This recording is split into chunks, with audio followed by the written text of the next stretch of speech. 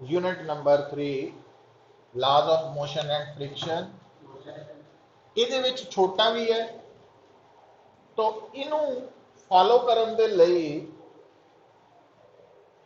ਸਾਨੂੰ ਜਿਹੜੀ basic approach ਰੱਖਣੀ ਪਏਗੀ ਅਗਰ ਉਹ ਸਮਝ ਆ ਜਾਂਦੀ ਹੈ ਤਾਂ ਜਿੰਨੀਆਂ ਮਰਜ਼ੀ ਪ੍ਰੋਬਲਮਸ ਆ ਜਾਣ ਬੜਾ ਈਜ਼ੀਲੀ ਉਹਨੂੰ ਸੋਲਵ ਕਰ ਸਕਦੇ ਹਾਂ ਪਰ ਉੱਥੇ ਤੱਕ ਪਹੁੰਚਣ ਤੋਂ ਪਹਿਲਾਂ ਦੇਖੋ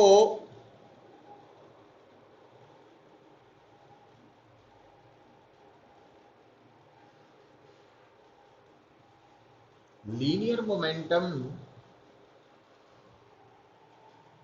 एक इंपॉर्टेंट टर्म है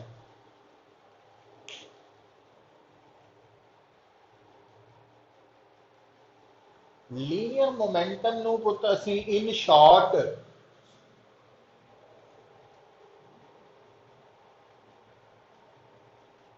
मोमेंटम भी कह देंगे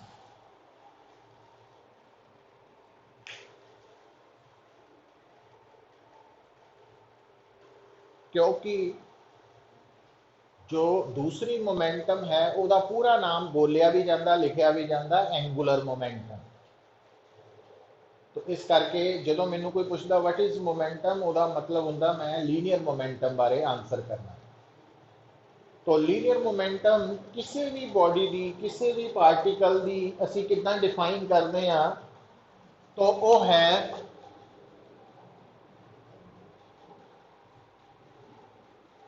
उस पार्टिकल का मास ते उस पार्टिकल की उस टाइम ते वेलोसिटी का प्रोडक्ट तो product of mass and velocity of a body is known as its momentum है ना और थानू साफ नज़र आ रहा ये वेक्टर क्वांटिटी है और मोमेंटम की डायरेक्शन ते वेलोसिटी की डायरेक्शन सेम ते वेलोसिटी की डायरेक्शन ते डायरेक्शन ऑफ मोशन सेम होंदा सो इसका मतलब बॉडी की जो डायरेक्शन ऑफ मोशन है वही डायरेक्शन ऑफ वेलोसिटी भी है वही डायरेक्शन ऑफ मोमेंटम भी है ना और वेलोसिटी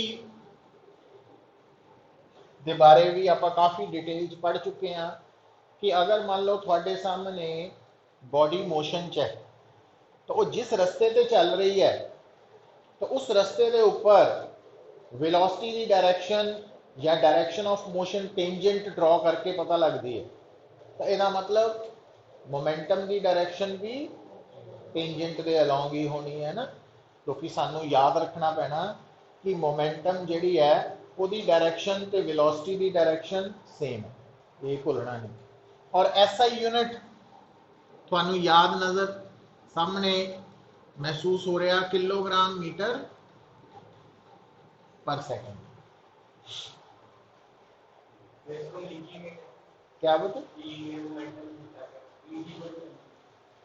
लीनियर मोमेंटम लिखो देखो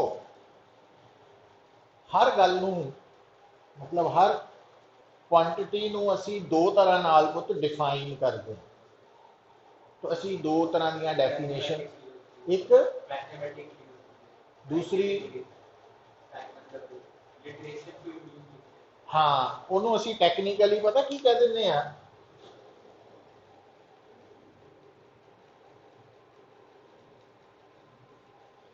क्वालिटेटिवली ते दूजा हुंदा quantitatively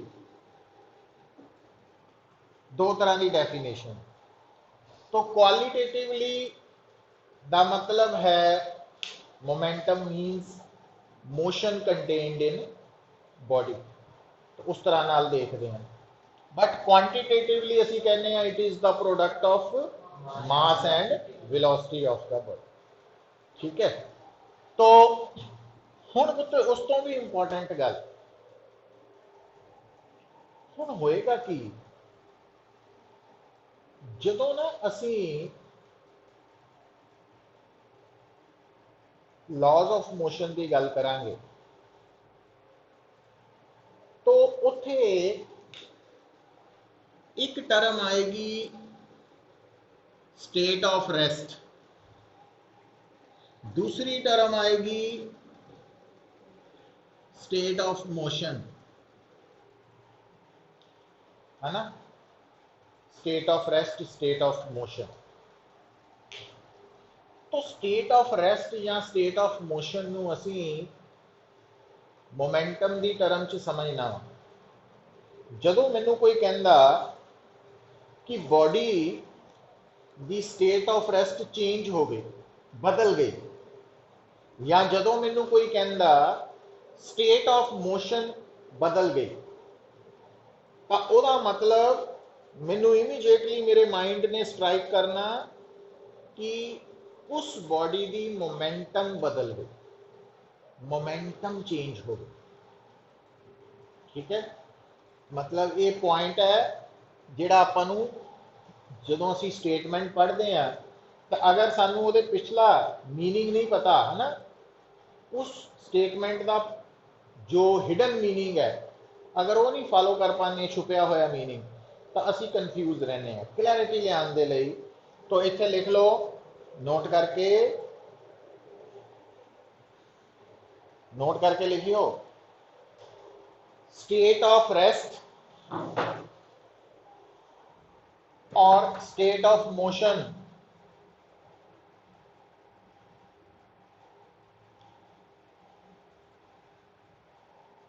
are changing. State of rest और state of motion are changing means linear momentum of the body is changing. Linear momentum of the body is changing. ਉਹਦੀ मोमेंटम चेंज हो रही, ये मतलब होएगा, ਉਹਨੂੰ अंडरलाइन कर लो। ठीक है, अच्छा फिर बेटा अगला पॉइंट जो तुसी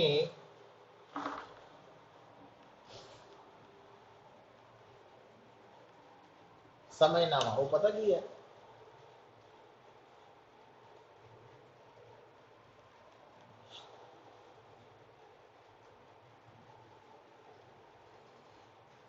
इनर्शिया। वैसे तो 9th क्लास के विच पढ़ाया जाता इनर्शिया, तो मकैनिक्स के विच बेटा जो असी इनर्शिया वर्ड यूज करते हैं उसका मीनिंग की पता कुछ?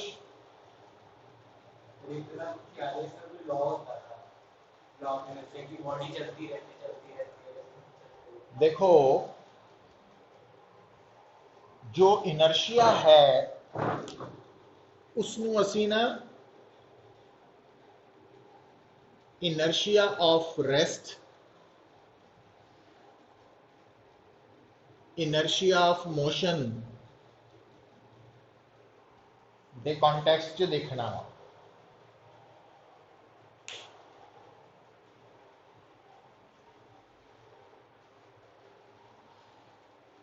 कितना देखना, तो सब तो पहला इनर्शिया बारे लिख लो। Inertia is an inherent property of, inherent हुंदी है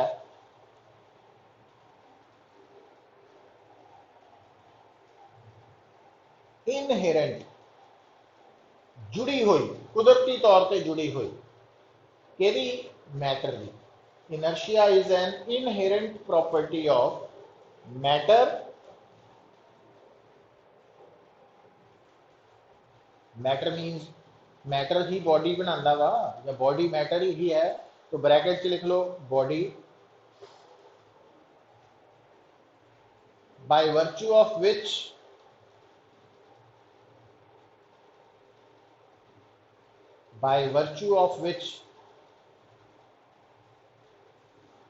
a body can't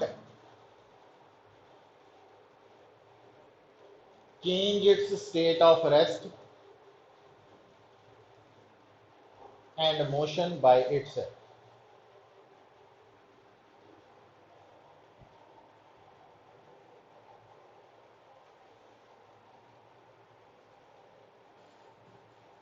by itself.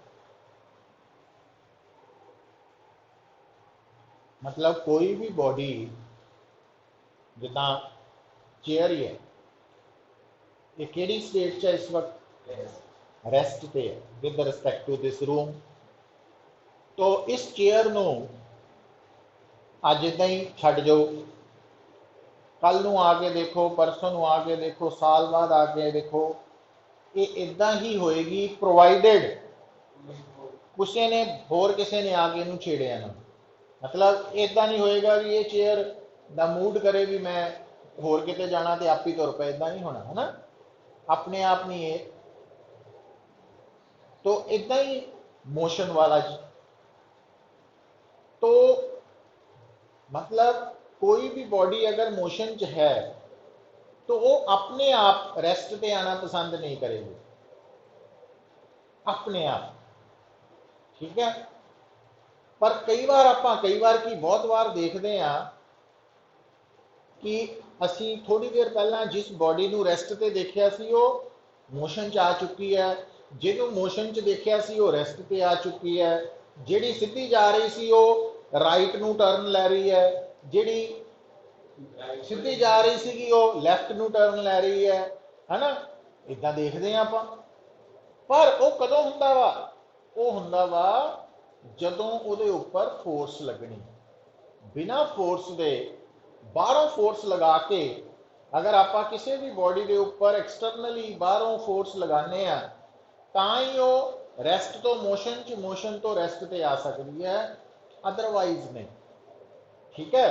तो जिथे भी आप बॉडी की स्टेट नू, स्टेट ऑफ रेस्ट नू या स्टेट ऑफ मोशन नू चेंज होंदे देखते हैं तो वो जिथे देखते हैं चेंज होंदा, उसका मतलब है भी उत्थे उत्ते फोर्स लग रही है, तो अपने आप वो अपनी स्टेट नू चेंज नहीं कर सकती। और इदा अपने आप वो स्टेट नू चेंज करने लिए जो चीज जिहड़ी प्रॉपर्टी उन्होंने रोकती है वो है उसका इनर्शिया। उन्होंने इनर्शिया कहते। समझ आई गल कि नहीं। तो एक प्रॉपर्टी है जिन्होंने सुभाव कह सकते हैं बॉडी का, है ना। तो बिहेवियर जिहड़ा वा उन्होंने रिप्रेजेंट करने वाली टर्म है इनर्शिया। हुण पुत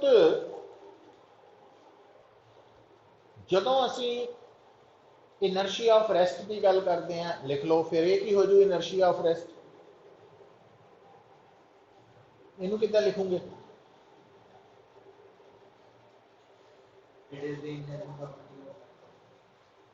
जो ऊपर लिखिया, हाँ, it is an inherent property of matter और body by virtue of which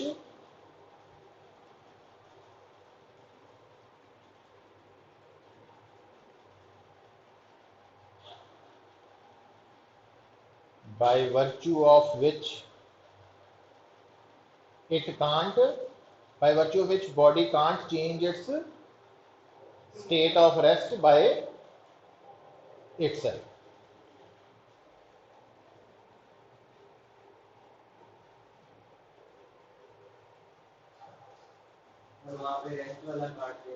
है ना। ये नाल एक होर ऐड कर लो। तो इनर्शिया ऑफ रेस्ट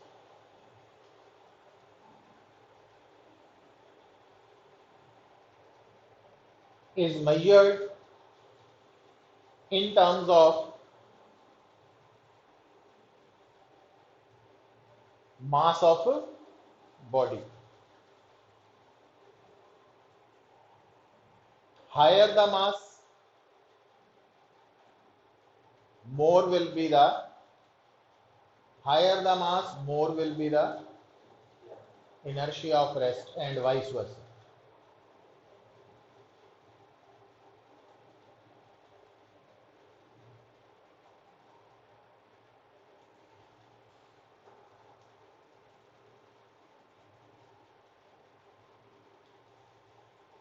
तो ज्यादा इनर्शिया ऑफ रेस्ट का मतलब की है?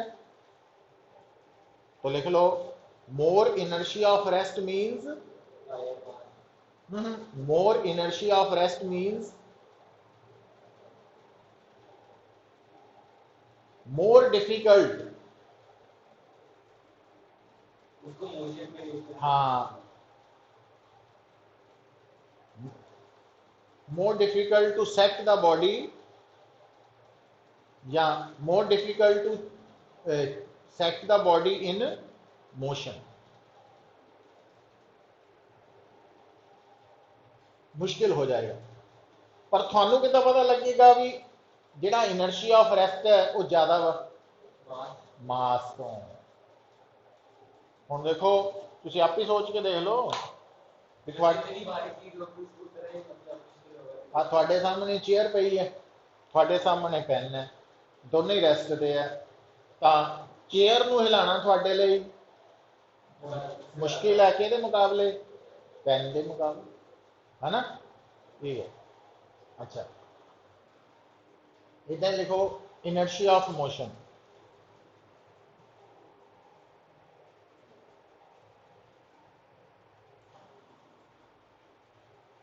इनर्शिया ऑफ मोशन ये बारे की लिखोगे? इट इज एन इनहेरेंट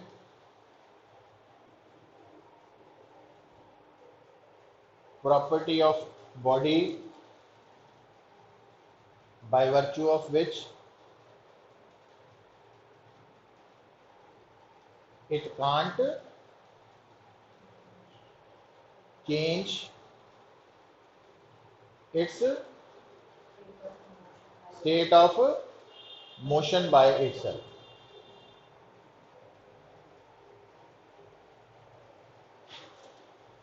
अगला पैरा च लिख लो inertia of motion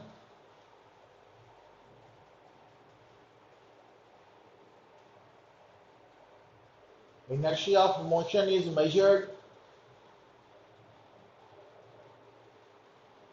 in terms of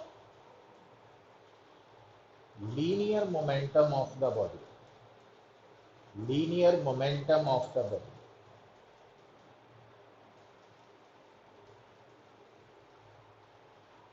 Higher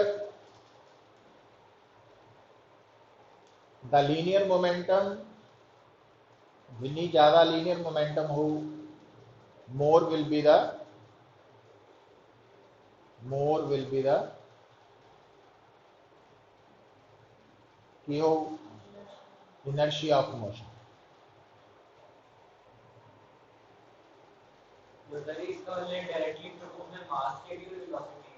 दोनों दे प्रोडक्ट दे है, ठीक है। मतलब हुण देखो पुत्र, मान लो हुण गल नूं सुनियो, फर्क समझियो। मान लो एक बॉल है, क्रिकेट बॉल, वो थोड़े सामने जमीन ते रखी है, ते एक बुलेट है ना, वो जमीन ते रखी है, दोनों रेस्ट दे है, तां दोनों विचों किहदी स्टेट नूं चेंज करना मुश्किल है?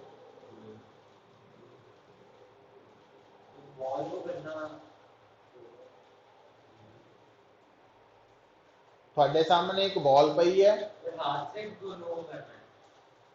बॉल पई है और बुलेट पई है, क्यों?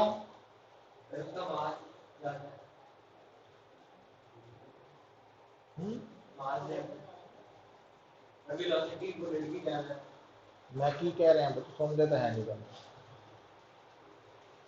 तुम ही सुन, एक बॉल टेबल ते लिया के रखती, एक बुलेट टेबल ते लिया के रखती, तो दोनों नूं मोशन च सैट करना हाथ दे नाल मुश्किल किहड़ा हो है? क्यों? भारी कौन हुंदी? हैवी कौन हुंदी? मास किहदा ज्यादा हुंदा? क्रिकेट बॉल देखी है? पिस्तौल नहीं कह रहे हैं, बुलेट, गोली है। वो बुलेट हल्की हुंदी, छोटी जी हुंदी। बुलेट देखी? भारी केड़ी देख ली? हिट है। बुलेट बुलेट बुलेट जिहड़ी है वो हल्की है ना। अच्छा हुण इहदा उल्ट सोचो, हुण मान लो तुहाडे सामने एक बंदा खड़ा, उन्हें हाथ च पकड़ लई क्रिकेट बॉल, और नाल एक बंदा खड़ा उन्हें पिस्तौल च पा ली बुलेट, है ना। तो पहला क्रिकेट बॉल थोड़े वाल थ्रो की, फिर बुलेट फायर की, तो रोकना किनू सौखा वा? बॉल नू। क्यों?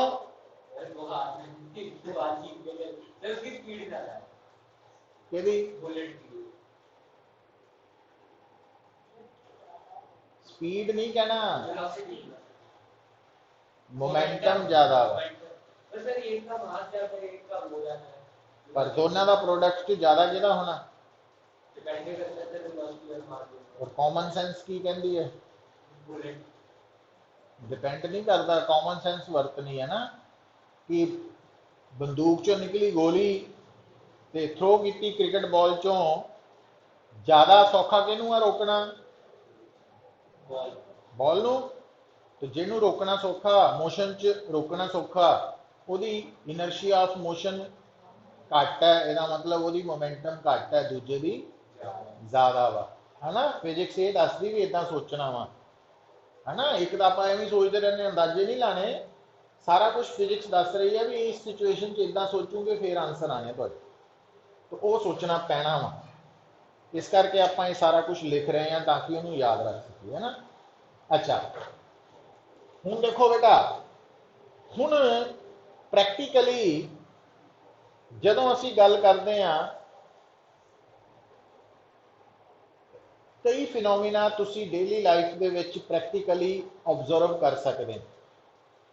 कई बारी की हुंदा, तुसी शायद टैलीविजन च या लाइव भी देखा होए कि एक टेबल है, टेबल के उपर टेबल क्लोथ रखा बिछाया होया, उहदे उपर कोई क्रॉकरी रखी हुई है, समान रखा, कि जिहड़ा एक्सपर्ट है वो आंदा वा कि वो टेबल क्लॉथ नू इन्नी झटके नाल खिंचदा कि सारा समान उदा ही टिकिया रहिंदा, वो गिरदा नहीं।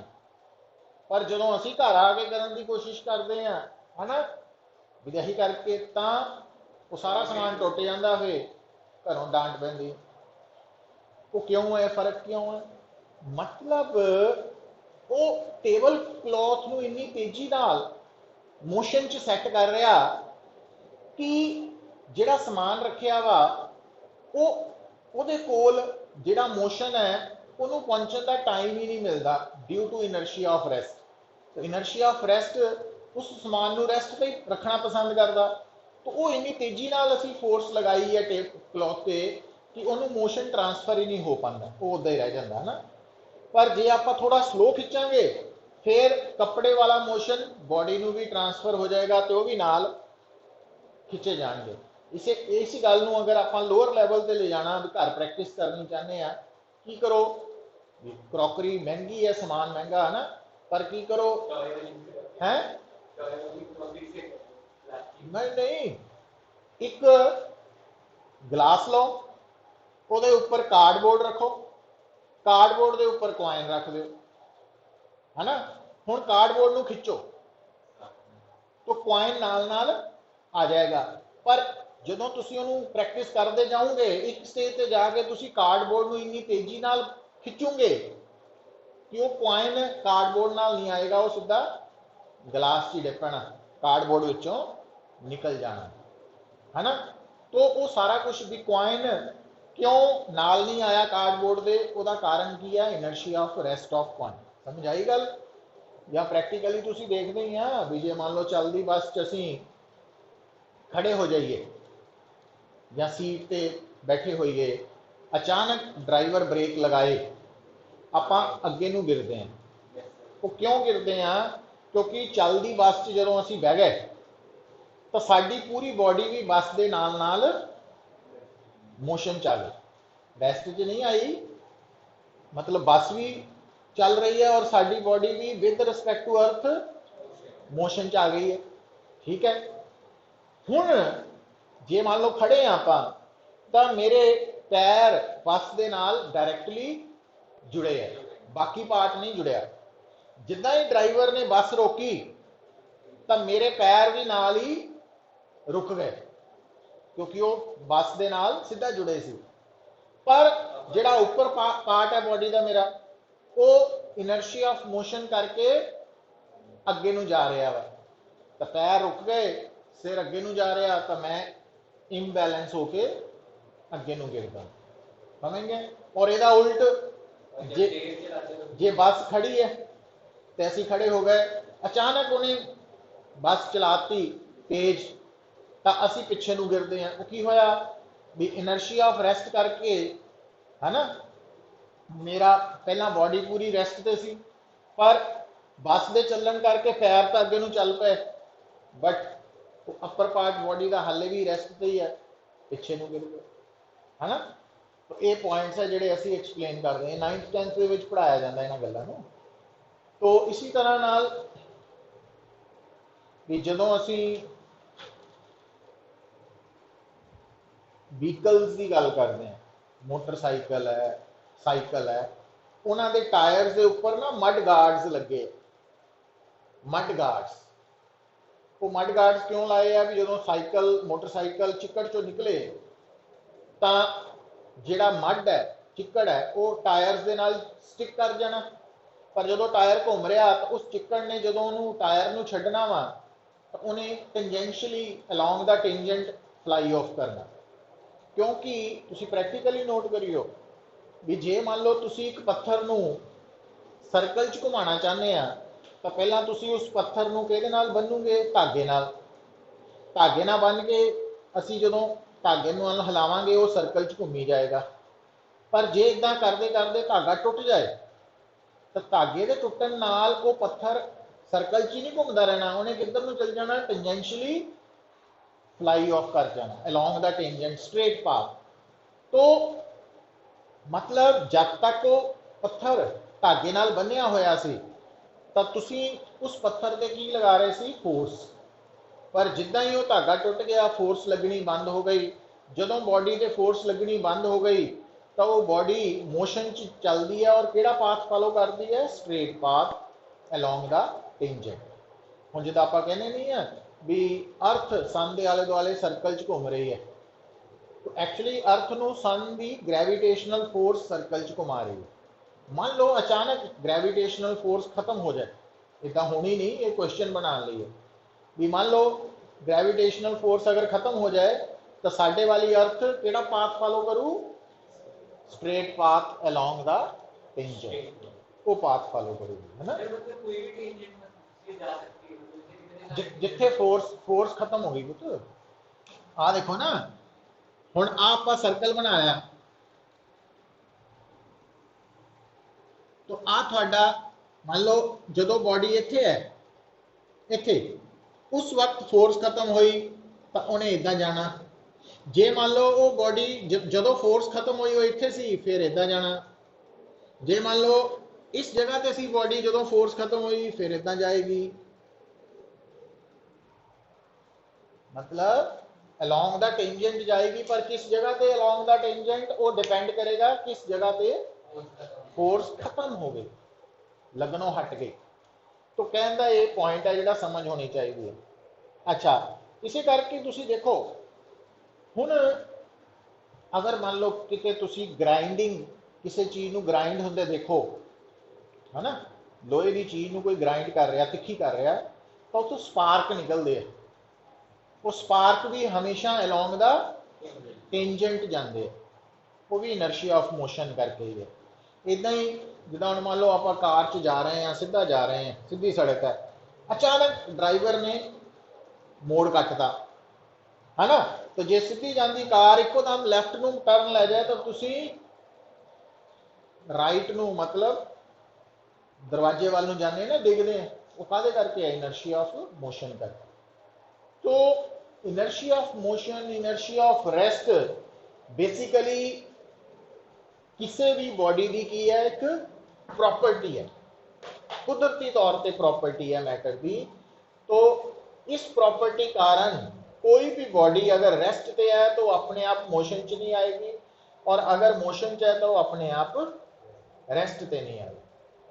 तो अगर आप देख रहे हैं जिथे भी आप देख रहे हैं कि बॉडी रेस्ट तो मोशन च आ गई, या मोशन तो रेस्ट पे आ गई, या सीधी जाती राइट नू टर्न कर रही है, या लैफ्ट नू कर रही है, या स्लो हो रही है, या फास्ट हो रही है, इसका मतलब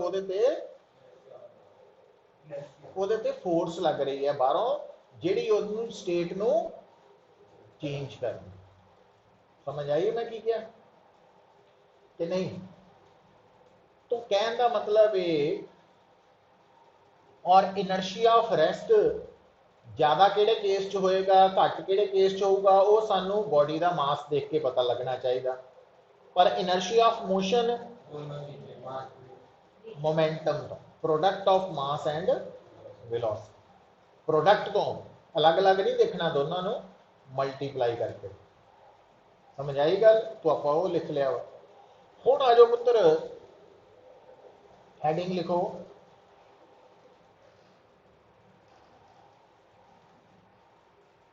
जी थ्योरी है वो तुसी नोट्स तो ही याद करते जो आप लिखते हैं क्लास, है ना?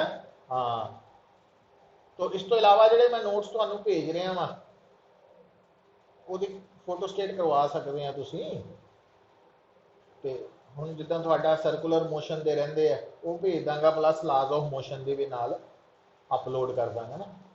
तो नहीं सेम ही है पुत्र, एक चीज़ तो याद करना वा, क्योंकि जो नोट्स क्लास च लिखाए जाते हैं ना, ये टू द पॉइंट होंगे, मतलब इनू पेपर च लिखना भी सौखा, याद रखना भी सौखा वा। ਜਿਹੜੇ बुक या नोट्स के लिखा होंगे वो थोड़ा डिटेल च लिखा होंगे ना, तो उन्होंने याद रखना और लिखना वो थोड़ा लंबा हो जाता। तो इस करके उन्होंने नोट्स चो प्रैफर करो लिखना ना, फुल नोट्स है वो नोट्स तो दे रहे हैं भी ताकि जे कोई मान लो कोई लैक्चर रह गया सी या कोई टॉपिक मिस हो गया उतों नोट डाउन कर सकते हैं। बुक भी हैगी है तुहाडे कोल। अच्छा हुण लिखो की है, न्यूटन्स लॉज ऑफ मोशन।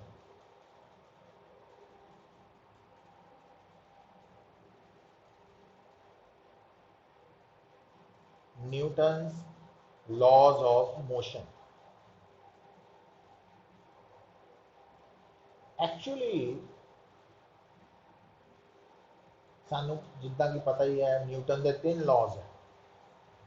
तो फर्स्ट लॉ बारे लिखो, Newton's first law of motion.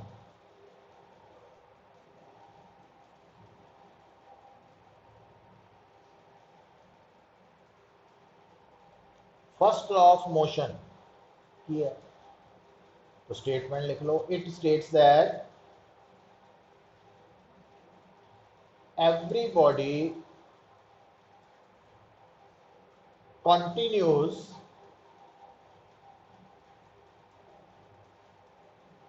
in its state of rest or state of motion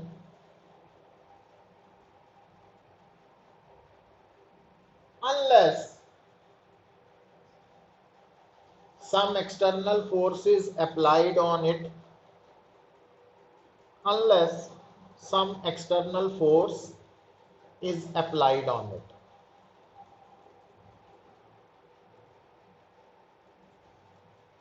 हुण जे स्टेटमेंट नू पढ़ो फर्स्ट ला दी, तो इन्हें भी उही गल कही है जिहड़ी मैं इनर्शिया च दस्सिया सी, कोई भी बॉडी अपने आप अपनी स्टेट। तो अगली लाइन च लिखियो एज, नेक्स्ट लाइन च लिख लियो ना, नेक्स्ट पैरा बना लो, as Newton's first law of motion, Newton's first law of motion represents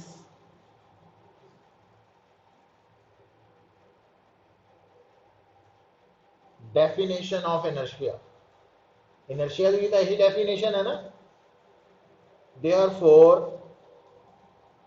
Newton's first law of motion is also called law of inertia.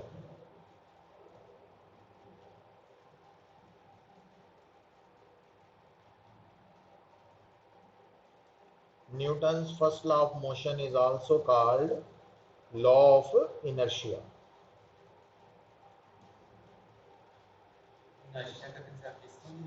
है नहीं नहीं, वो तो इस तो पहले ही सी। नहीं गल देखो ना, तुहानू दस्सिया पुत्र कि गल नूं कहण दा तरीका अलग अलग हो जाता है ना। तो मतलब न्यूटन ने जो गल ऑब्जर्व की, उन्हें जी स्टेटमेंट च रिप्रजेंट की, तो वो स्टेटमेंट का मतलब वही निकलता जो इनर्शिया का वा। इस करके इनू लॉ ऑफ इनर्शिया कहने हैं। बट क्योंकि वो स्टेटमेंट वैसे लिखन लगे अलग है वो नालों, पर मीनिंग सेम निकल रहा, इस करके अलग अलग है, बट फिर भी इको गल कह रही। हुण अगले पैरा च लिखो, याद रखने हैं तुसीं। हुण लिखो अगला पैरा, ये नाल ही जुड़े पुत। तो न्यूटन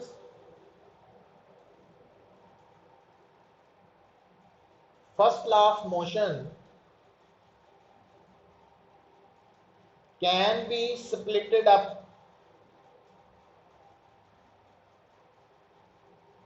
into two parts। दो पार्ट्स तोड़ सकते हैं।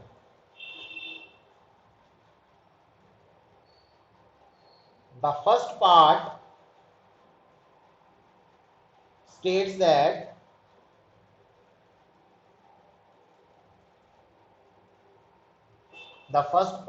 states that every body continues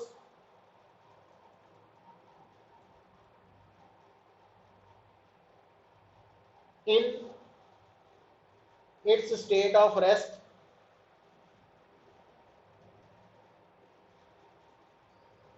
unless some external force is applied on it।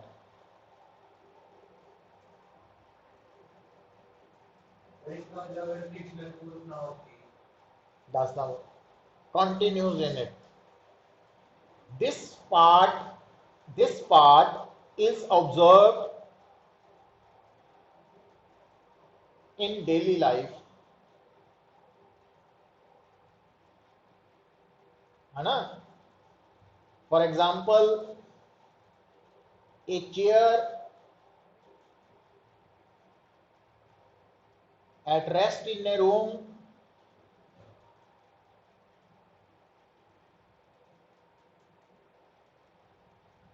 will continue in its state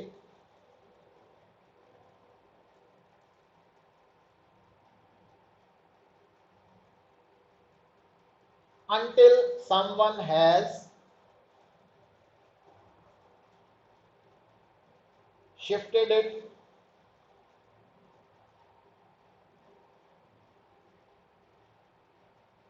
by applying force, है ना।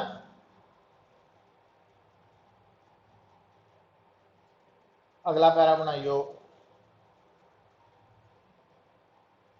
in second part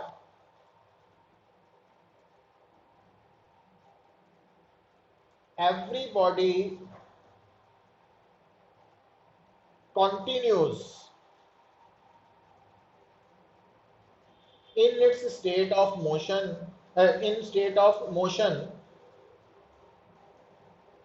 unless some external forces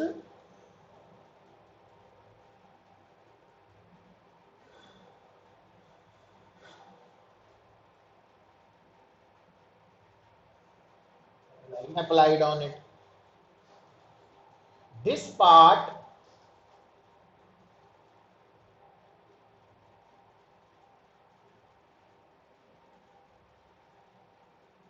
seems to be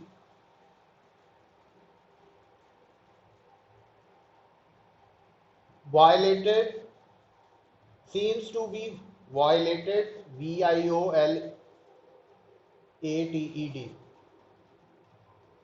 due to the presence of frictional force।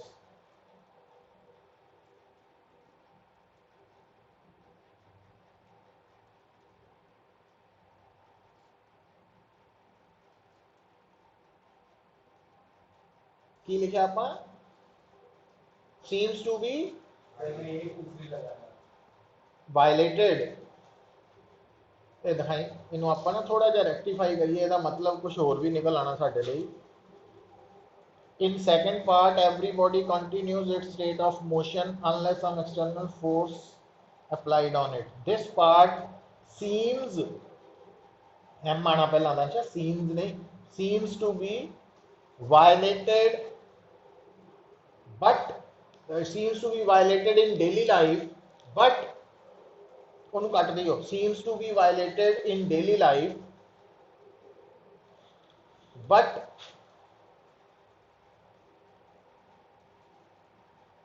it is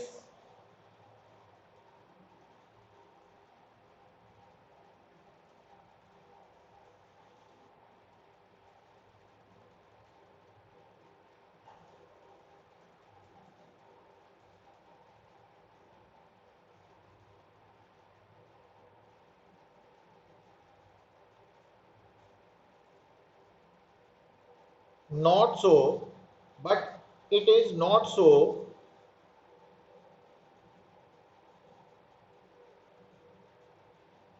for example,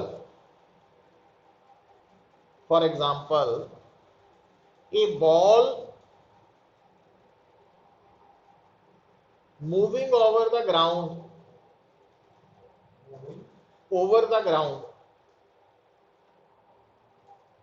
stops, but it happens due to friction, not by itself। देखने वाले ਨੂੰ ਤਾਂ ਇਦਾਂ ਹੀ ਲੱਗਦਾ ਨਾ, ਮਤਲਬ ਕੁਝ ਗੱਲਾਂ ਵਾ ਵੀ ਜਿਹਦੇ ਚ ਆਪਾਂ ਕਹਿੰਦੇ ਆ ਵੀ ਜਿੱਦਾਂ ਹੁਣ ਆਪਾਂ ਤੁਹਾਨੂੰ ਮੈਂ ਪੜਾਇਆ ਕੀ ਕਿਹਾ कि कोई भी बॉडी जी मोशन च है वो अपने आप रुकेगी नहीं, है ना। हुण ये लाइन का मीनिंग आप समझ लिया, नाल ये भी लिखाया कि जब तक कोई फोर्स ना लगे। हुण आप इस गल नूं कंसीडर, हुण सानू जिहड़ा साडे दिमाग च फोर्स का इंप्रैशन है वो किहड़ा इंप्रैशन है कि ਜਦੋਂ ਸਾਡੀਆਂ ਅੱਖਾਂ ਦੇ ਵਿੱਚ ਨਜ਼ਰ ਆਏ ਫੋਰਸ ਲੱਗਦੀ ਹੋਏ, ਵੀ ਜਦੋਂ ਆਪਾਂ ਗੱਡੀ ਨੂੰ ਧੱਕਾ ਲਾਉਂਦੇ ਹੋਏ ਦੇਖ ਰਹੇ ਆ ਤਾਂ ਅਸੀਂ ਕਹਾਂਗੇ ਫੋਰਸ ਲੱਗ ਰਹੀ ਹੈ ਨਾ, ਕਿਉਂਕਿ ਉਹ ਅੱਖਾਂ ਨਾਲ ਨਜ਼ਰ ਆ ਰਿਹਾ, ਅਸੀਂ ਉਹ ਗੱਲ ਸਮਝੀ ਹੈ। ਪਰ ਜੇ ਸਾਨੂੰ ਕੋਈ ਕਹੇ ਕਿ ਸਨ ਅਰਥ ਤੇ ਫੋਰਸ ਲਗਾ ਰਿਹਾ ਜਾਂ ਅਰਥ ਮੂਨ ਤੇ ਫੋਰਸ ਲਗਾ ਰਹੀ ਹੈ ਤਾਂ ਉਹ ਗੱਲ ਸਮਝਣੀ ਸਾਡੇ ਲਈ ਔਖੀ ਹੈ, ਵੀ ਸਾਨੂੰ ਕਿਤੇ ਲੱਗਦਾ ਹੀ ਨਹੀਂ ਵੀ ਸਨ ਅਰਥ ਨੂੰ ਧੱਕਾ ਮਾਰ ਰਿਹਾ ਜਾਂ ਖਿੱਚ ਰਿਹਾ ਜਾਂ ਅਰਥ ਮੂਨ ਨੂੰ ਖਿੱਚ ਰਹੀ ਜਾਂ ਧੱਕਾ ਮਾਰ ਰਹੀ, ਇਦਾਂ ਦੀ ਕੋਈ ਸਾਡੇ ਅੱਖਾਂ 'ਚ ਤਾਂ ਹੈ ਹੀ ਨਹੀਂ। ਪਰ ਜਿਹੜੀਆਂ ਫੋਰਸਿਸ ਹੈ ਨਾ ਪੁੱਤਰ, ਹੁਣ ਦੇਖੋ ਆ ਪੈਨ ਹੈ, ਠੀਕ ਹੈ, तो ਜਦੋਂ ਇਹਨੂੰ ਮੈਂ ਛੱਡਦਾ ਵਾਂ ਤਾਂ ਇਸ ਪੈਨ ਦਾ ਨੀਚੇ ਆਣਾ ਕਾਰਨ ਕੀ ਹੈ, ਗ੍ਰੈਵਿਟੀ ਫੋਰਸ। मतलब इस पेन ਤੇ ਕੀ ਲੱਗ ਰਹੀ है, अर्थ की ग्रेविटेशनल फोर्स। पर वो नज़र थोड़ी आ रही है भी अर्थ ने इन्हू पकड़ के थोड़ी खिंच रही है। तो कुछ गल्लां हिडन है जिहड़ियां कि सानू दिमाग तो समझनियां पैणियां, विजुअलाइज करनियां पैणियां। हुण जिहड़ी मैं गल दस रहा सीगा कि हुण जदों असीं ये पढ़ लिया तो मान लो हुण आपां घर जा रहे हैं, कार च बैठे हैं, है ना, इंजन ऑन है, मोशन च है कार। अचानक साडे आइडिया आया भी साडे फिजिक्स वाले सर ने क्या सी कि जे कोई चीज़ चलती है तो उन्हें अपने आप चली जाना वा, है ना। तो मैं इंजन बंद करता भी हुण ये तो मोशन च कार, है ना, तो हुण इंजन बंद कर दिंदे आ भी फिजिक्स पढ़िया सी भी इन्हें हुण चलदी रहना वा। पर जिद्दां ही इंजन बंद किया वो कार चलदी चलदी स्लो हो के रुक जानी है। तो उत्थे सानू लगना की है भी गलत पढ़ाया गया, लगना इदां ही है ना भी ये तो रुक गई, साडियां अखां सामने तो जो होया उदा तो होना नहीं चाहिए। पर एक्चुअली वो अपने आप नहीं रुकी, क्यों, क्योंकि कार जिस सरफेस से चल रही है उहदे च टायर और जमीन च फ्रिक्शनल फोर्स है जिन्हें उहदे मोशन नू रोकिया। समझ आई गल? तो उन्हें रोकया, ना कि वह अपने आप रुकी। तो कहने का मतलब ये कि जिहड़ी फ्रिक्शन है, यदा मतलब सानू जो समझ आ गई तो सानू हो सकता की लगे कि फ्रिक्शन तो साडी दुश्मन है, क्योंकि आप फिर उदों यही सोचांगे ना भी जे फ्रिक्शन ना होंगी तो एक बार उन्होंने चला के इंजन बंद कर दो, पेट्रोल बच जाना सी, चली जाना सी। पर उस मूवमेंट से सानू लगेगा फ्रिक्शन दुश्मन है। पर जदों घर आना वा तो घर आके जिहड़ियां ब्रेक्स ला के कार रोकते हैं वो फ्रिक्शन ही रोक रही है। यदा मतलब जो फ्रिक्शन ना होए है ना तो फिर रुकनी भी नहीं है। तो कहने का मतलब ये है कि फ्रिक्शन के बारे भी पढ़ांगे आप कि फ्रिक्शन वो फोर्स है जिहड़ी बहुत जगह ते सानू दुश्मन लगती है, पर बहुत ज़्यादा जगह ते वो साडी दोस्त भी है, भी सानू हैल्प भी करती है। मतलब दोस्त दुश्मन इकट्ठी है फ्रिक्शन। समझ आई गल? क्योंकि फ्रिक्शन ही है जिहदे करके आप तुरते हैं। समझ गए? फ्रिक्शन के कारण तुरते हैं, ना कि तुरन करके फ्रिक्शन है। मान लो ना तुसी अरदास करो कि फ्रिक्शन गायब हो जाए, तो तुसी 1 इंच 1 सेंटीमीटर भी इधर उधर तुर के नहीं जा सकते। तो फ्रिक्शन है जिहड़ी चला रही है सानू। करांगे आप सारा टॉपिक पढ़ांगे, आएगा स्टैप बाय स्टैप। पर एनीवे तो हुण आ जिहड़ी स्टेटमेंट लिखी है कि जिहड़ा फर्स्ट लॉ ऑफ मोशन है, अगर इन्हू आपां 2 पार्ट च तोड़ के देखिए तो पहला पार्ट तो असीं आम जिंदगी च आसानी नाल ऑब्जर्व कर जाते हैं, पर दूजा पार्ट क्यों नहीं ऑब्जर्व होंदा? क्योंकि फ्रिक्शन दे, हाँ, क्योंकि फ्रिक्शन के कारण है ना वो नजर ही नहीं आ रही, दिमाग च नहीं आ रही, तो सानू लगता अपने आप रुक गई। तो एक गल बड़ी पक्की हो गई, फिर मैं वही गल कह रहा, अगर थोड़े सामने चलती बॉडी तेज हो रही है, स्लो हो रही है, लेफ्ट राइट हो रही है, डायरेक्शन बदल रही है, या रुकी बॉडी चल रही है, तो यदा मतलब फोर्स लग रही है। बिना फोर्स दे कुछ नहीं है। समझ गए गल नूं? तो जदों बॉडी ने स्टेट ऑफ रेस्ट या स्टेट ऑफ मोशन नूं बदलना, फोर्स लगनी, बिना फोर्स दे, एक्सटर्नल फोर्स दे पॉसिबल नहीं होना। हुण लिखो,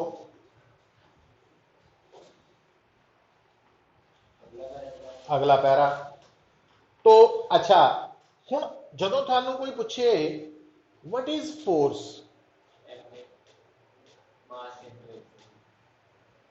शुरू हाँ जो स्टार्ट कराया जाता ना तो फोर्स की होंगी पुश पुल, यही होंगी है ना। पर न्यूटन फर्स्ट लॉ ने दी स्टेटमेंट नू पढ़ो, क्या इस स्टेटमेंट च फोर्स की डेफिनेशन लभ रही है थानू? कि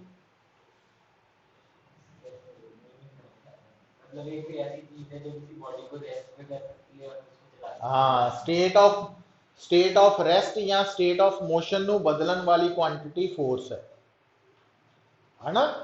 तो फोर्स की है जिहड़ी बॉडी की स्टेट ऑफ रेस्ट या स्टेट ऑफ मोशन नू बदलदी है। समझे गल नूं? हुण स्टेट ऑफ रेस्ट या स्टेट ऑफ मोशन बदलन का मतलब शुरू च की लिखाया, मोमेंटम बदलना। ਇਹਦਾ मतलब फोर्स की है, मोमेंटम नू बदलन वाली क्वांटिटी है। फोर्स करके मोमेंटम बदलती है। तो जे मेरे सामने किसी बॉडी ते फोर्स लग रही है तो वही मोमेंटम बदलेगी, तो जे बॉडी की मोमेंटम बदल रही है तो फोर्स लग रही है। तो ये गल भुलनी नहीं, है ना। तो लिखो, first law of motion gives, first law of motion gives qualitative definition of force। मतलब फोर्स के बारे सानू दसदा वा कि व्हाट इज फोर्स, पर वो किहड़ी डेफिनेशन है भी इस डेफिनेशन के अकॉर्डिंगली असी फोर्स नू मेजर नहीं कर सकते, सिर्फ जान सकते हैं, है ना। क्वालिटेटिव डेफिनेशन ऑफ फोर्स कर ली अंडरलाइन। हुण हैडिंग लिखो, Newton's second law of motion,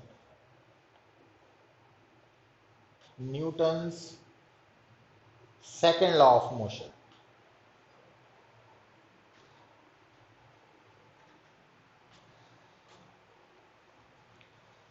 तो Newton second law of motion की की स्टेटमेंट है, लिखो it states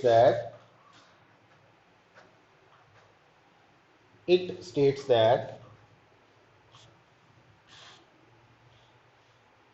time rate of change of linear momentum of a body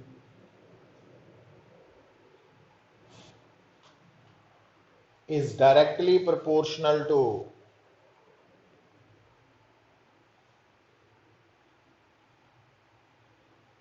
force applied on the body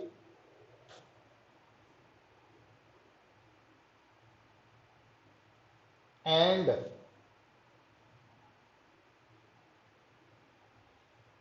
change in momentum takes place along the direction of applied force।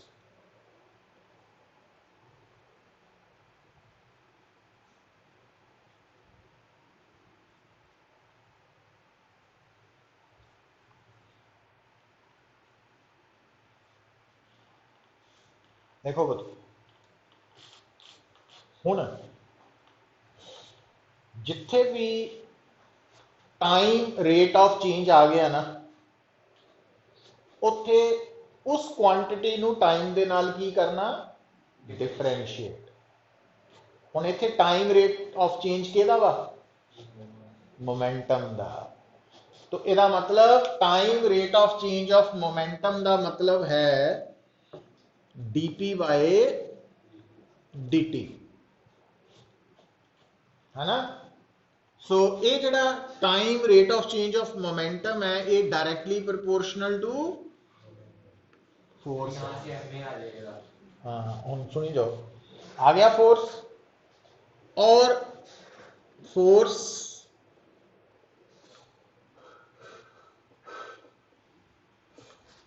हम proportionality sign नू हटा के की लिखते हैं पुत आपां, तो आ के की हो गया, ऑफ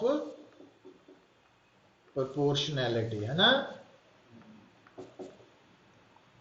बट यदि वैल्यू 1 है, यदा मतलब F इज इक्वल टू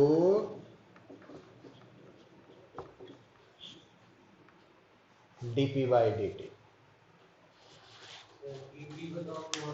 है। dp को अगर हम एलडी लिख देंगे, वो बाद च लिखना, पर इथे देखो ना मतलब,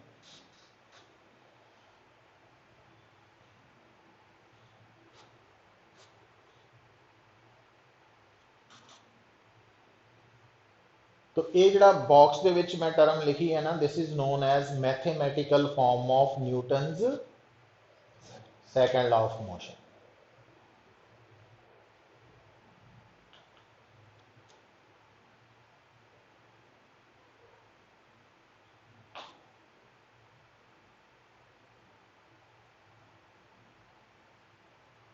mathematical form of Newton's second law of motion, ठीक है।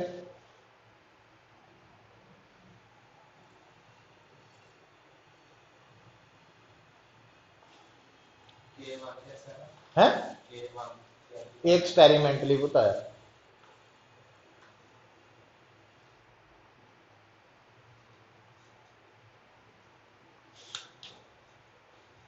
ठीक है। हुण ਇਹਦਾ मतलब की होया, देखो ये फार्मूला ने साडी हेल्प कदों करनी, कित्थे करनी। हुण जिद्दां न्यूमेरिकल लिख लो,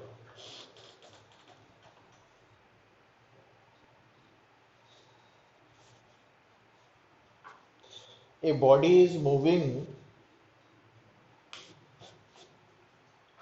with momentum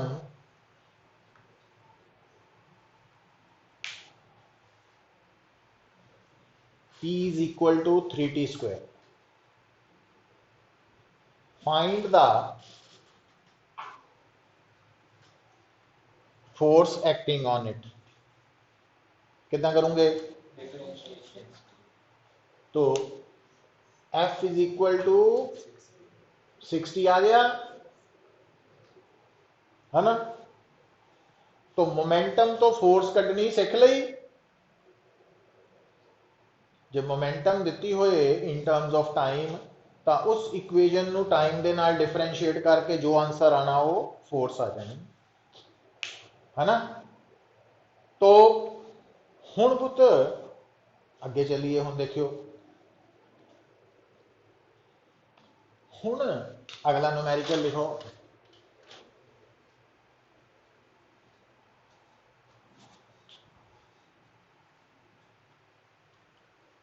गल सुनियो, इंपॉर्टेंट न्यूमेरिकल है बड़ा। लिखो, ए body is moving with momentum, a body is moving with momentum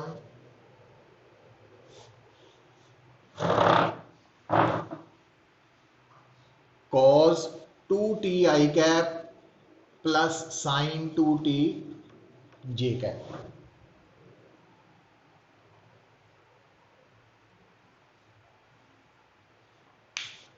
ठीक है। Find angle between momentum and force.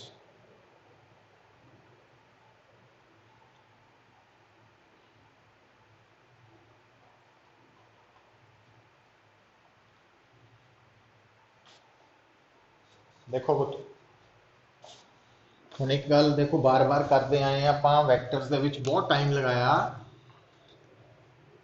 तो आ एक वैक्टर है और ਇਹਦਾ नाम मोमेंटम है, और राइट साइड ते असीं देखते हैं भी ये momentum vector in terms of rectangular components की टर्म च। तो थानू दसिया होया आई कैप दे नाल वाली टर्म उस वैक्टर दा एक्स कंपोनेंट है, ते जे कैप दे नाल वाली टर्म वाई कंपोनेंट है ना। दसिया होया कोफिशिएंट, ये भुलना नहीं, हर वैक्टर लिए ट्रू है। हुण पुत देखो, हुण जदों तुसीं आ फार्मूला नू देखते हैं ते आ मोमेंटम वैक्टर है, ये फोर्स वैक्टर है, बट इसे केस नू असी कंपोनेंट्स की टर्म च भी लिख सकते हैं। कितना? तो देखो, इफ मोमेंटम जिहड़ी है इहदे 3 कंपोनेंट्स है, तो फोर्स दे भी 3 रैक्टेंगुलर कंपोनेंट्स होंगे, तो फिर बेटा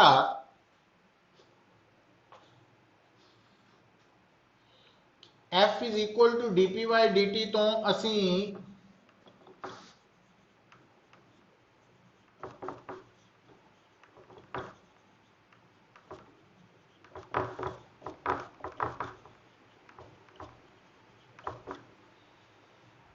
पता लगा जे टोटल मोमेंटम दा डिफरेंशिएशन टाइम दे नाल टोटल फोर्स पैदा करेगा, तो फिर एक्स कंपोनेंट ऑफ मोमेंटम नु डिफरेंशिएट करके फोर्स दा एक्स कंपोनेंट आऊ, वाई नु डिफरेंशिएट करके वाई आऊ, जेड नु डिफरेंशिएट करके सिमेट्री। देखो पता लगी ये गल।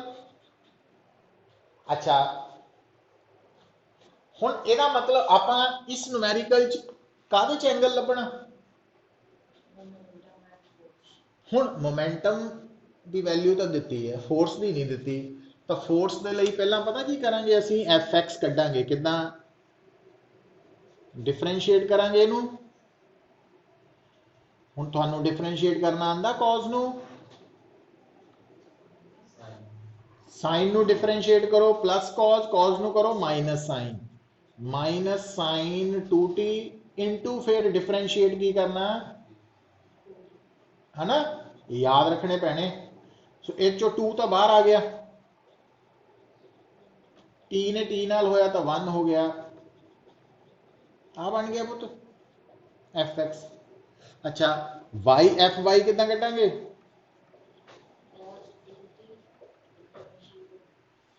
इनू डिफरेंशिएट करांगे जदों, है ना, साइन का बन जाना cos 2t इंटू, तो ये 2 आ जाना ना, आ गया एफ वाई। अच्छा हुण इधर देखो पुत, याद है तुहानू है,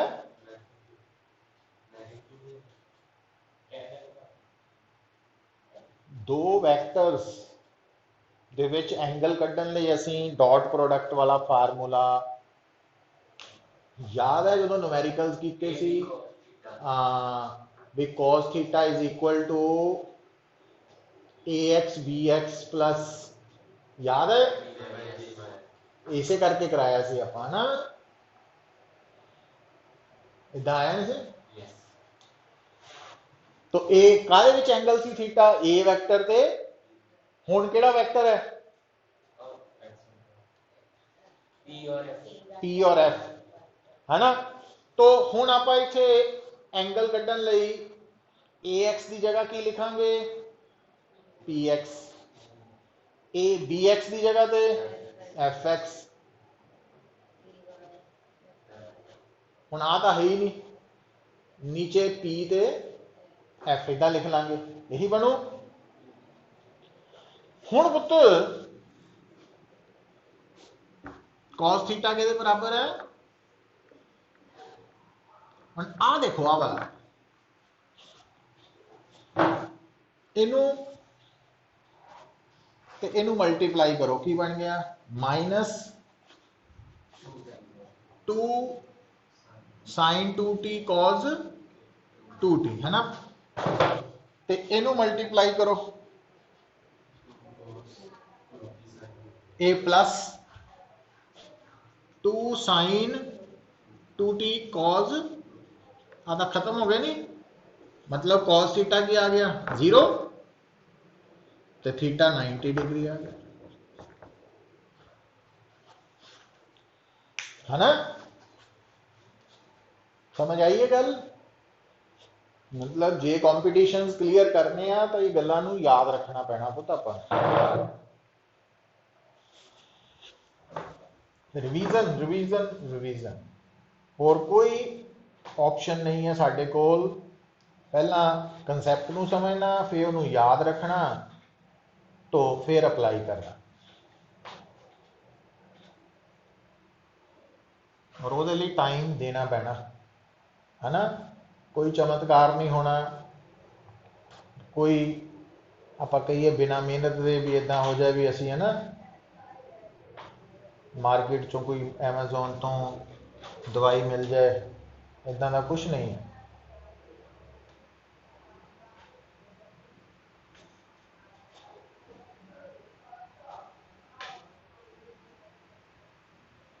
पता लगा पुत्र, अच्छा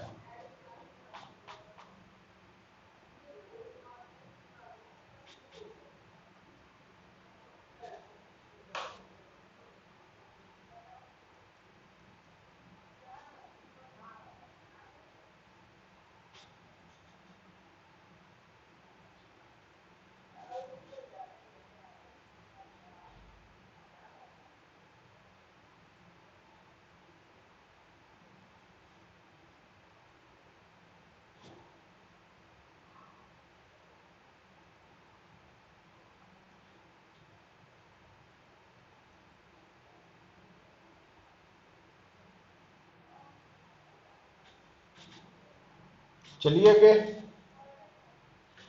तो मोमेंटम तो फोर्स कितना निकलनी है, हाँ मोमेंटम नू टाइम नाल डिफरेंशिएट करके,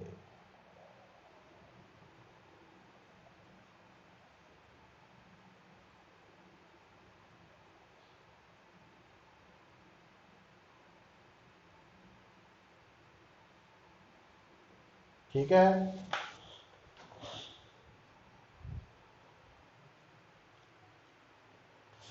हुण पुत लिखो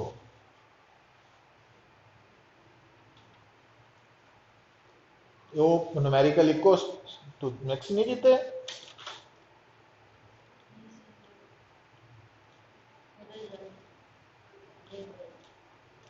अच्छा वो इकट्ठे बिच ही आ गया वो। चलो हुण पुत्र अच्छा हुण देखो हुण जिद्दां वाला न्यूमेरिकल है ना।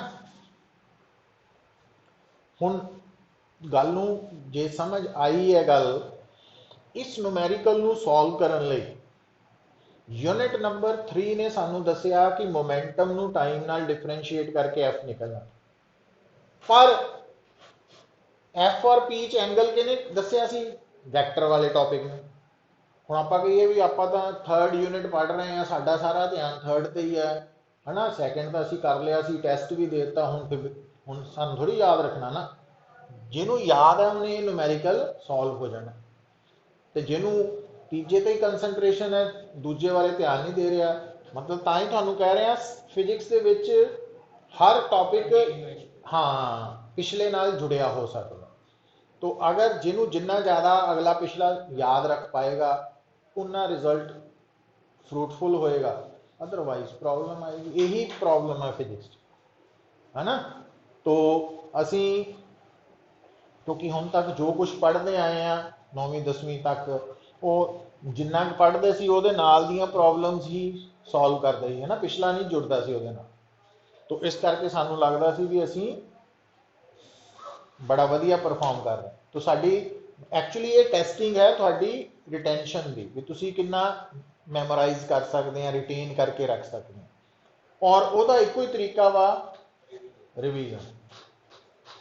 समझ के गल नूं ना पिछा छड्डियो जे मान लो असी चाहते हैं भी असी रैंक वधिया लैना सिलैक्ट होना तो उन्हें काम आना पहला स्टैप अंडरस्टैंडिंग दूजा रिवीजन तो रिटेंशन होनी है ना रिटेन करके अप्लाई कर होना। तो ये आपस में जुड़ियां गल्लां वा तो इस करके टाइम देना पैना वा तां ही असी कहीदा भी मिनीमम 5-6 घंटे सैल्फ स्टडी लिए रखो है ना। तो जो लगे भी स्कूल का बर्डन वध रहा वा तो उन्होंने घटाना शुरू करो क्योंकि दोनों काम नाल नाल नहीं चलने ये गल बड़ी क्लीयर हो जाती। तो थोड़ा प्लैन करना पैना इंडिविजुअल लैवल पर मतलब हर एक का अपना पोटेंशियल है हर एक का अपने स्कूल का कंडीशनस है कितना बर्डन पाते हैं कई स्कूल ज़्यादा पाते कोई घट पाते तो मतलब थानू प्रायोरिटीज डिसाइड करनी पैनी। तो इदा नहीं हो सकता भी आप एक जनरल स्टेटमेंट दे दिए तो सारे उदा ही फॉलो करो है ना। तो ये देखना पैना थानू। तो हुण अगला पॉइंट है पुत्र कि अगर इस तो अगे चलना आप है ना इत्थे तक पहुंचे सी फिर इनू जोड़िया नाल हुण एक तीसरा स्टैप हो रहा है कि अगर if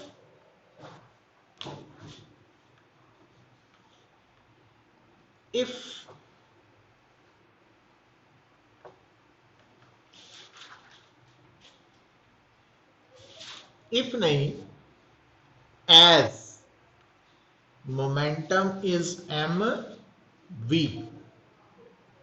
product of mass and velocity है देयरफॉर एफ की हो गया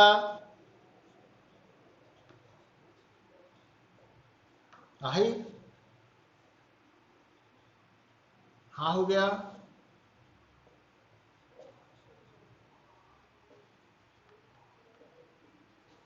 इफ लगना मास से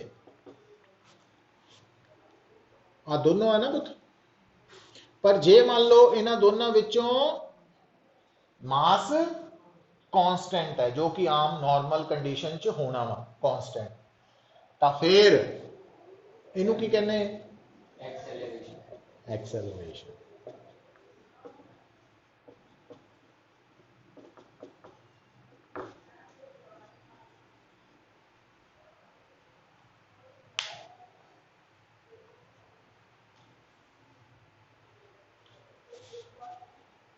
ठीक है तो ज्यादातर केसेस दे विच बेटा असी नेट फोर्स की लिखनी है, मास इंटू एक्सेलरेशन।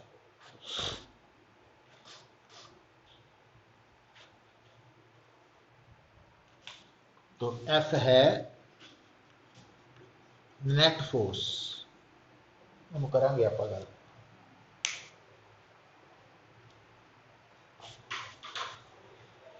ठीक है, हुण पुत्र तो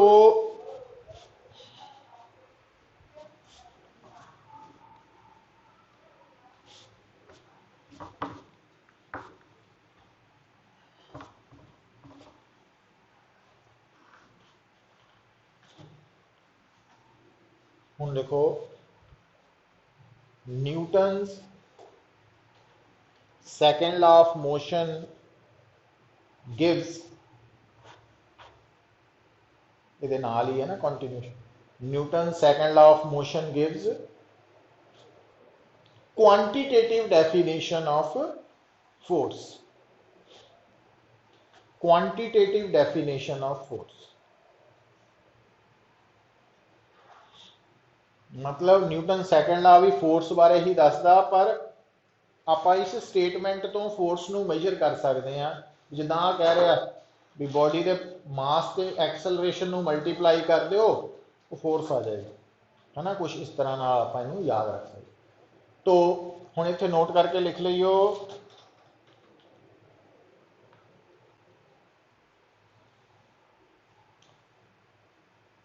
इन formula F is equal to ma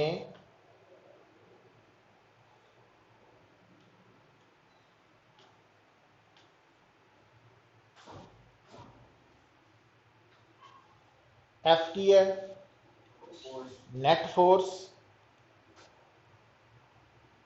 M की है मास ऑफ बॉडी, तो A की है एक्सेलरेशन ऑफ द बॉडी, है ना।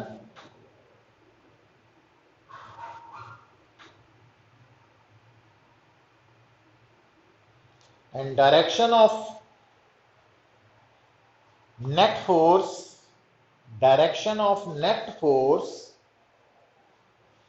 is always equal to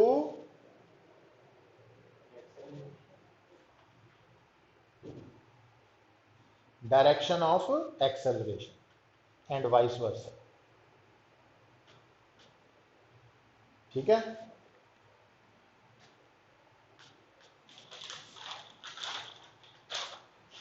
तो हुण बेटा जदों असी इधर देखियो SI यूनिट ऑफ फोर्स की गल करते हैं तो असी न्यूटन लिखते ना, तो जदों आप CGS यूनिट ऑफ फोर्स की गल करते हैं डाइन, तो 1 न्यूटन 10⁵ डाइन हुंदा। ये रिलेशन नहीं भूलना। तो ये बेसिकली ना आ जो न्यूटन और एसी अपना डाइन लिखे है ना, ये absolute SI absolute CGS unit है। डाइन का सिंबल क्या होता है? डाइन पूरा ही लिख दो, DYN। अच्छा,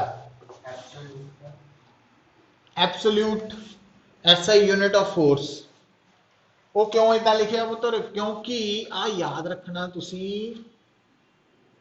gravitational SI unit of forces kilogram weight और किलोग्राम फोर्स। मतलब कई बारी ना जो न्यूमेरिकल करूंगे तो फोर्स का SI यूनिट किलोग्राम वेट या किलोग्राम फोर्स होगा। सब तो पहला काम पता की करना, 1 किलोग्राम वेट या 1 kilogram force is equal to G. G की है एक्सेलरेशन ड्यू टू, तो जे जी की वैल्यू ले रहे हैं 9.8, तो उस केस च 1 किलोग्राम फोर्स या 1 किलोग्राम वेट 9.8 न्यूटन हो जू। तो जे तुसी 10 ले रहे हैं जी तो 10 न्यूटन हो जू। ये ध्यान च रखनी बड़ी है। तो एक ही है हाँ, numerical value of acceleration due to gravity, है ना। ये ध्यान च रखियो इन्होंने। इतना ही पुत्र gravitational CGS unit of force is gram weight or gram force. तो 1 ग्राम वेट और 1 ग्राम फोर्स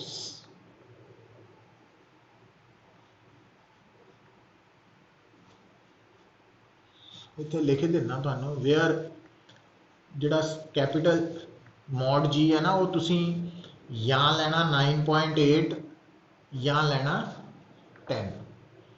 पर जदों आपां ग्राम वेट की गल करते हैं ना, ये हैगा डाइन, है ना। तो ये 980 या, क्योंकि स्मॉल जी की वैल्यू ना या तो होंगी है 9.8 मीटर पर स्क्वायर सेकंड या होंगी है 980 सेंटीमीटर पर स्क्वायर सेकंड। समझ गए, उतों आया ये वाला, ध्यान च रखियो ना। हाँ, फिर 10 नहीं करना, वो एक्चुअली 9.8 के नाल ही ईजी हो जाना। उत्थे स्टेटमेंट ही इदां दी बनाई होंदी ना, 9.8 नाल ही ईजी हो जाना, 10 नाल मुश्किल हो जाता सगों।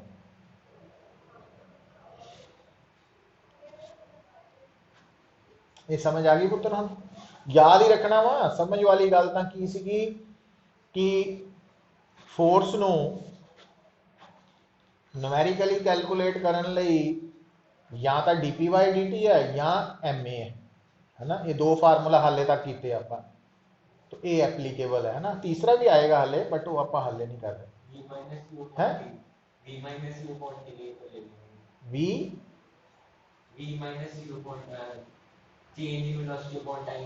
वो एक्सेलरेशन आ गई ना, ਉਹਨੂੰ m ਨਾਲ ਮਲਟੀਪਲਾਈ ਕਰ ਦੋ, ਉਹ ਤਾਂ ਚੱਲਣਾ ਹੀ ਹੈ ਨਾਲ।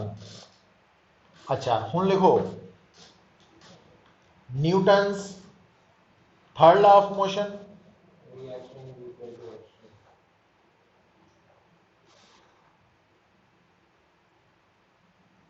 Newton's third law of motion,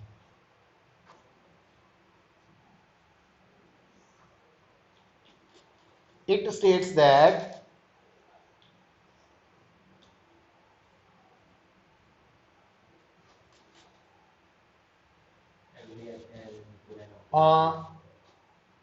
every action has equal but opposite reaction।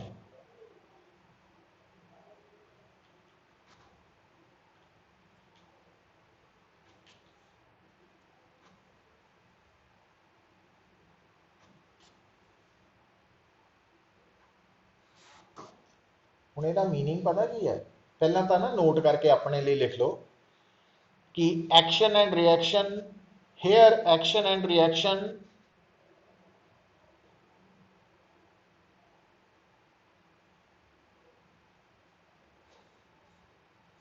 both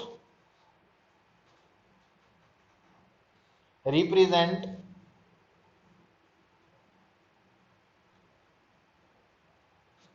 force.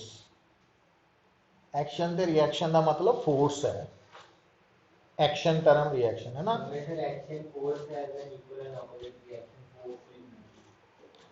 तो फोर्स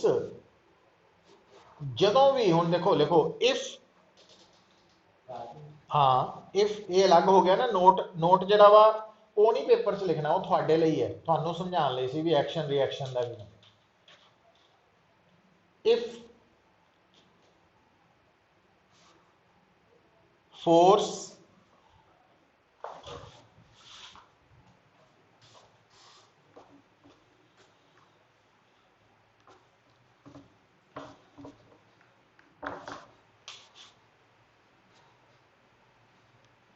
फोर्स, नाम लिख लो, FAB is acting on body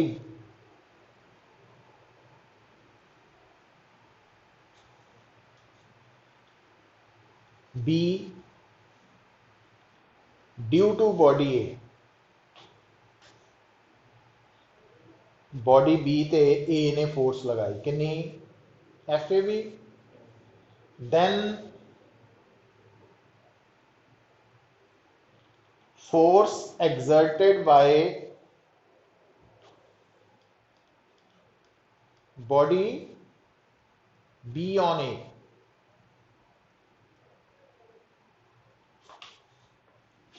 FBA किहदे बराबर हो,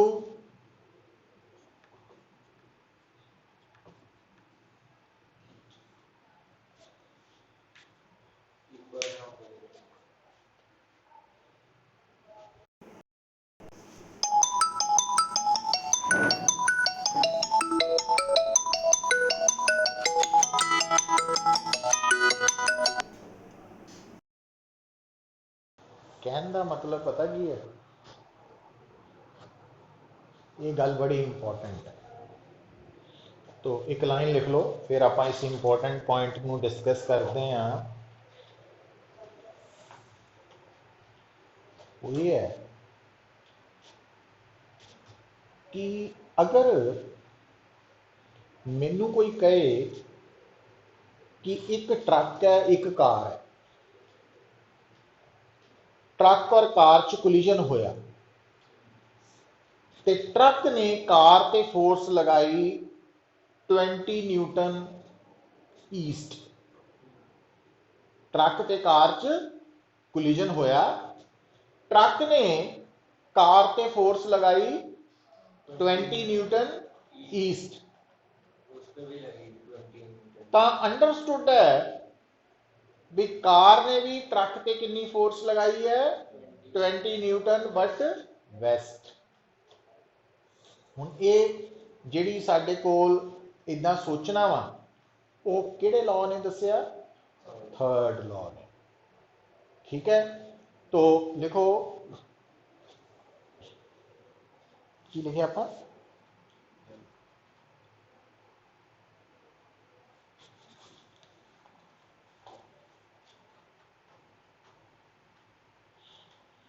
हाँ इनू कट दो, हूँ लिखो,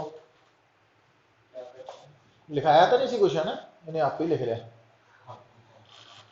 हूँ लिखो, लिखना ये है पुत्र, Newton's third law of motion, Newton's third law of motion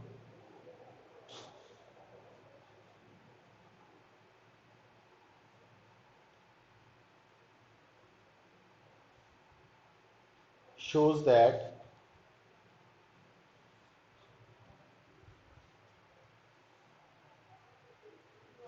forces always exist in pairs.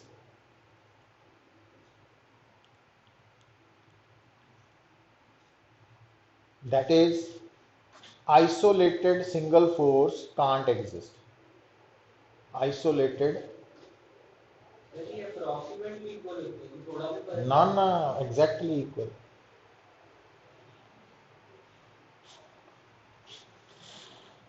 तो isolated single force can't exist. तो हुण जिद्दां चाहे आपां कहिए इदां ना कार ने ट्रक ते फोर्स लगाई, तो इस स्टेटमेंट दे विच साडा सारा स्ट्रैस कार ने ट्रक ते फोर्स लगाने ते ही है,